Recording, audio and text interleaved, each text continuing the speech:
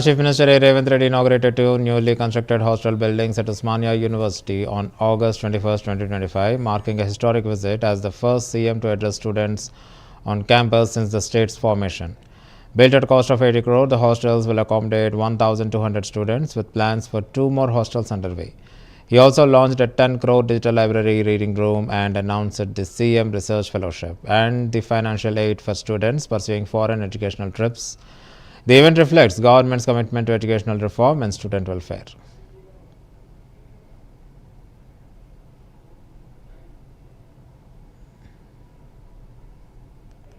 Osmania university అనే పదం తెలంగాణ పదానికి ప్రత్యామ్నాయ పదం. తెలంగాణ అన్న ఉస్మానియా యూనివర్సిటీ అన్న ఈ రెండు అవిభక్త కవపుల లాంటివి. ఈ మాట నేను చాలా అథారిటీతో మాట్లాడుతున్నా.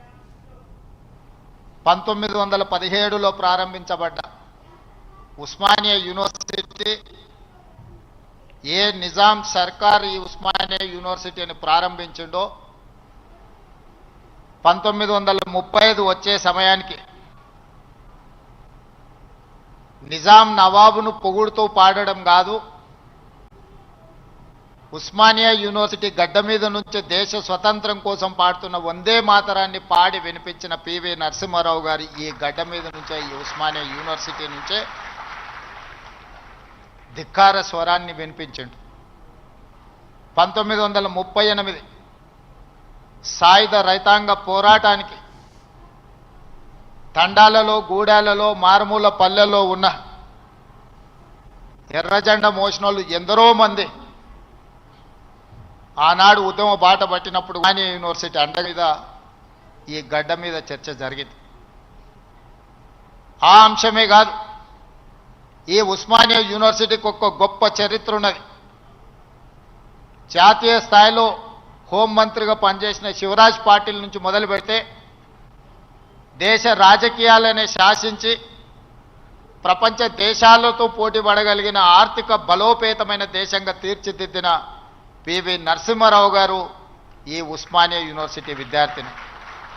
వీరే కాదు, తొలి తెలంగాణ ఉద్యమానికి నాయకత్వం వహించిన ఆనాటి డాక్టర్ చెన్నారెడ్డి గారు, మల్లికార్జున్ గౌడ్ గారు, మదన్ మోహన్ లాంటి వాళ్ళు ఈ ఉస్మానియా యూనివర్సిటీని విద్యార్థులే అని ఈరోజు మనం గుర్తు చేసుకోవాలి. వారే కాదు, ఉస్మానియా యూనివర్సిటీ విద్యార్థి రాజకీయాలలో రాణించి ఉత్తమ పార్లమెంటేరియన్గా ఈ దేశానికి, దక్షిణ భారతదేశంలో మొట్టమొదటి ఉత్తమ పార్లమెంటేరియన్గా రాణించిన జైపాల్ రెడ్డి గారు ఈ ఉస్మానియా యూనివర్సిటీ బిడ్డని. వారి తర్వాతి తరంలో ఒక జార్జి రెడ్డి, ఒక గద్దరన్నను అందించిన గడ్డ ఈ ఉస్మానియా యూనివర్సిటీ. ఉస్మానియా యూనివర్సిటీ అనే పదం తెలంగాణ పదానికి ప్రత్యామ్నాయ పదం. తెలంగాణ అన్న ఉస్మానియా యూనివర్సిటీ అన్న ఈ రెండు అవిభక్త కవపుల లాంటివి. ఈ మాట నేను చాలా అథారిటీతో మాట్లాడుతున్నా. 1917లో ప్రారంభించబడ్డ ఉస్మానియా యూనివర్సిటీ ఏ నిజాం సర్కార్ ఈ ఉస్మానియా యూనివర్సిటీని ప్రారంభించిండో 1935 వచ్చే సమయానికి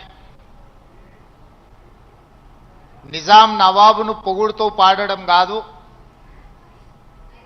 ఉస్మానియా యూనివర్సిటీ గడ్డ మీద నుంచి దేశ స్వతంత్రం కోసం పాడుతున్న వందే మాతరాన్ని పాడి వినిపించిన పివి నరసింహారావు గారి ఈ గడ్డ మీద నుంచే, ఈ ఉస్మానియా యూనివర్సిటీ నుంచే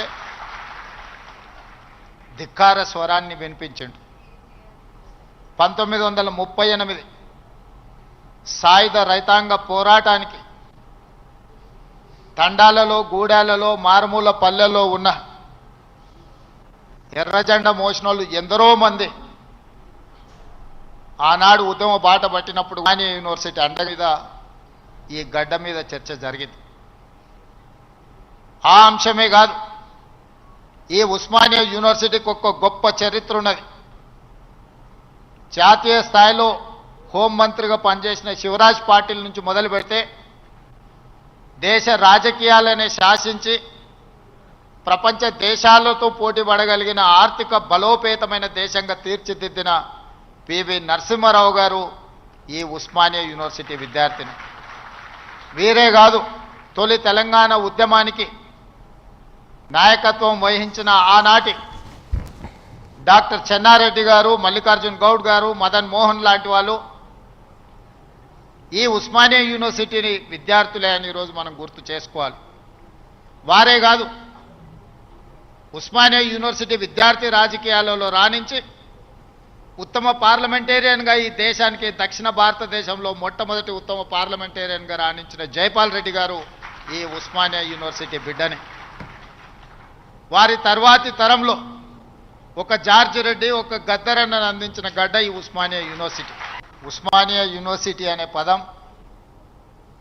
తెలంగాణ పదానికి ప్రత్యామ్నాయ పదం. తెలంగాణ అన్న, ఉస్మానియా యూనివర్సిటీ అన్న, ఈ రెండు అవిభక్త కవపుల లాంటివి. ఈ మాట నేను చాలా అథారిటీతో మాట్లాడుతున్నా.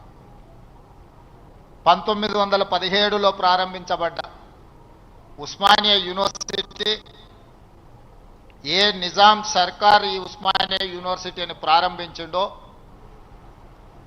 1935 వచ్చే సమయానికి నిజాం నవాబును పొగుడుతూ పాడడం కాదు, ఉస్మానియా యూనివర్సిటీ గడ్డ మీద నుంచి దేశ స్వతంత్రం కోసం పాడుతున్న వందే మాతరాన్ని పాడి వినిపించిన పివి నరసింహారావు గారి ఈ గడ్డ మీద నుంచే, ఈ ఉస్మానియా యూనివర్సిటీ నుంచే ధిక్కార స్వరాన్ని వినిపించిండు.